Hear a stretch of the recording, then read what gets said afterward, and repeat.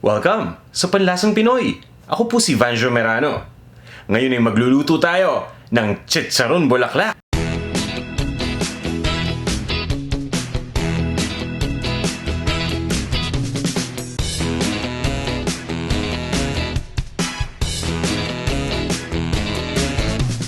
Ito yung mga ingredients na gagamitin natin para sa recipe na to. Ito yung tinatawag na pork masentery, pero mas kilala natin ito sa tawag na bulaklak. Ito naman yung dahon ng tanglad o yung lemongrass, tinali lang natin. Para sa suka, ito ang unrefined coconut vinegar. Pati na rin ang sukang paumbong, paghahaluin natin yan mamaya. Kailangan din natin dito ng Thai chili, ng bell pepper para may konting tamis lang. Gagamit din tayo ng bawang, ng buong paminta, pati na rin ng luya. At bukod sa mga ingredients na to, gagamit din tayo dito ng tubig at ng mantika. Kung handa na kayo, tara, mag-umpisa na tayo! Magpapakulo lang tayo ng tubig sa isang cooking pot at ilagay na natin kagad dito yung dahon ng tanglad o yung lemongrass. Pagkatapos ay isunod na nating ilagay dito itong bulaklak o yung pork masentery. Itong pork masentery ang parte na nagkokonekta sa bituka at sa abdomen wall ng baboy. Kailangan lang natin itong pakuluan hanggang sa lumambot nang sa ganun mamaya pagkatapos nating iprito ay maging napakalutong nito. Tatakpan lang natin itong ating cooking pot at papakuluan lang natin ito ng 1 oras. Ngayon ay ready na to. Tatanggalin lang natin ito sa cooking pot at ililipat lang natin sa isang bowl at ipapacool down lang natin. Kailangan natin gumamit ng food processor dito. Ilalagay lang natin yung Thai chili pepper at pagkatapos ihalo na din natin dito yung bawang. Ito naman yung whole peppercorn o yung buong paminta. Naglalagay din ako dito ng bell pepper para may konting tamis yung suka natin. At ito yung luya. Ito lang yung ingredients na kailangan natin bukod sa suka. Ngayon, tatakpan lang natin itong ating food processor. At pagkatapos, umpisa na nating i-mince itong mga ingredients na nandito. Gumagamit ako dito ng food processor at hindi blender dahil wala tayong liquid ingredient. Ang blender kasi dapat kailangan ng liquid ingredient at ayaw ko namang i-recommend na isama natin yung suka dito dahil ang tendency nun baka magkaroon ng reaction yung suka dun sa blade. Sayang naman yung blade ng ating blender. Ngayon, ready na to. Ilalagay lang natin lahat ng mga ingredients na na-mince na natin dito sa isang malaking bowl. At napakasimple lang ng prosesong to. Paghahaluin lang natin lahat ng mga ingredients dito.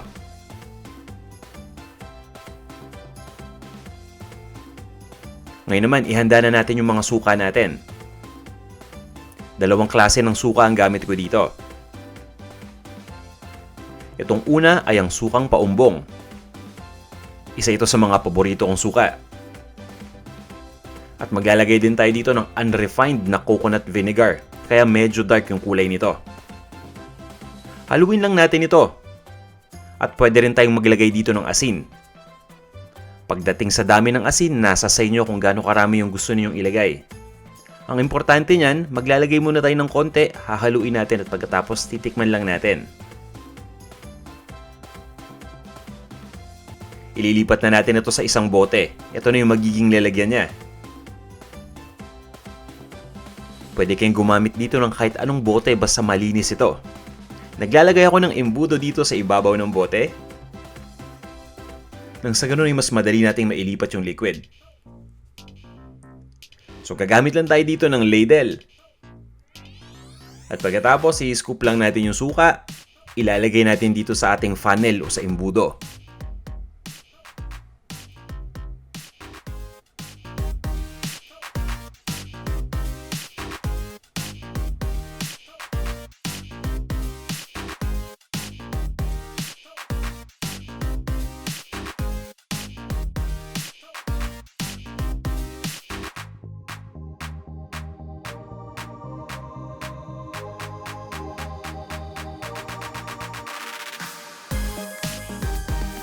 Takpan na natin tong bote. At itatabi lang natin ito. Pwede na natin tong gamitin kung kailan natin kailangan. Ngayon naman, ituloy lang natin yung pag-prepare dito sa ating chicharon bulaklak. Napa-cool down na natin ito. At ang gagawin natin ngayon, ilalagyan lang natin ito ng asin. Nakakatulong itong asin para magbigay ng lasa dito sa chicharon bulaklak. So maglalagay lang tayo ng asin dito at sisiguraduhin lang natin na coat natin itong mabuti.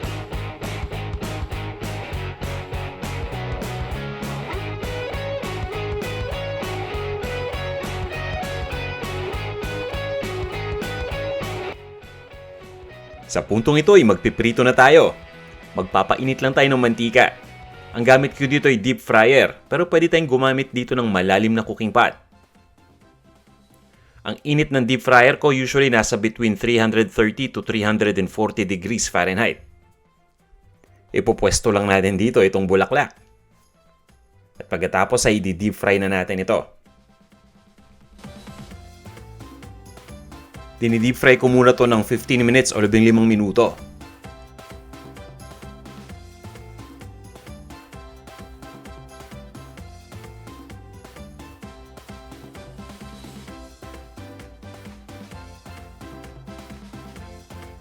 Sa puntong ito, nasa 8-minute mark pa lang tayo.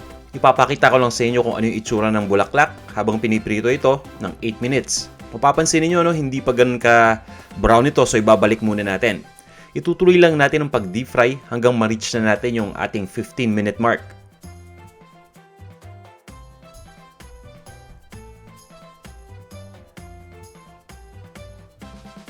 Ito na yung ating chicharong bulaklak. Makaraan nating iprito ng 15 minuto. Medyo brown na, pero hindi pa malutong. So, karaniwan kong ginagawa, pinapabayaan ko munang naka-expose lang to dito ng mga 5 minuto. Kung gumagamit kayo ng cooking pot, tanggalin muna natin itong chicharong bulaklak, ilagay muna natin sa plato. At pagkatapos ay ibalik na natin dito sa cooking pot o sa deep fryer at iprito uli natin. Piniprito ko lang to between 3 to 5 minutes. So habang piniprito natin, siguraduhin lang natin na tinitingnan natin once in a while. At sa puntong ito, sigurado na tayo na malutong itong ating chicharon bulaklak. At golden brown na rin yung kulay nito. Tatanggalin lang natin o hahanguin lang natin ito dito sa ating deep fryer. At pagkatapos ay ililipat lang natin ito sa isang serving plate. Diba? Tama-tama lang yung pagkakaluto natin. Ang sarap nitong pulutan.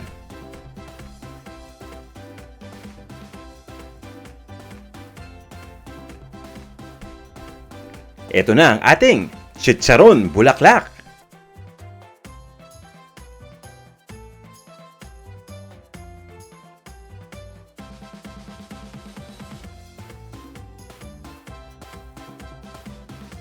Ayos, ready na to.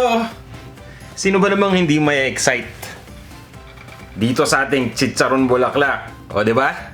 Pasintabi nga pala dun sa mga kaibigan natin na high blood dyan. Ayain ninyo, ikakain na lang namin kayo. Sasaw-saw lang natin. Tikman na natin to.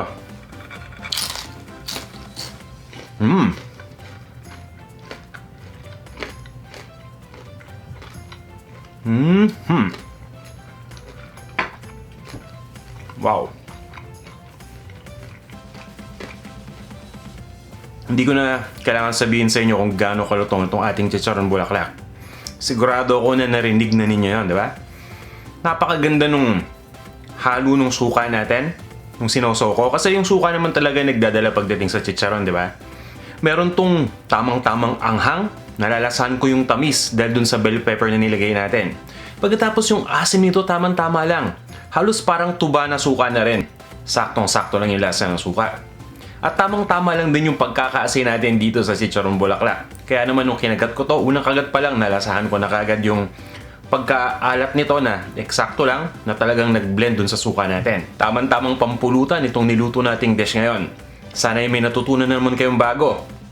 Kung nagustuhan nyo itong ating recipe, sana pakilike itong ating video. At kung hindi pa kayo nagsasubscribe, nandito lang yung subscribe button sa ilalim ng video natin. Maraming salamat sa lagi ninyong pagsubaybay. Magkita-kita ulit tayo sa ating susunod na video.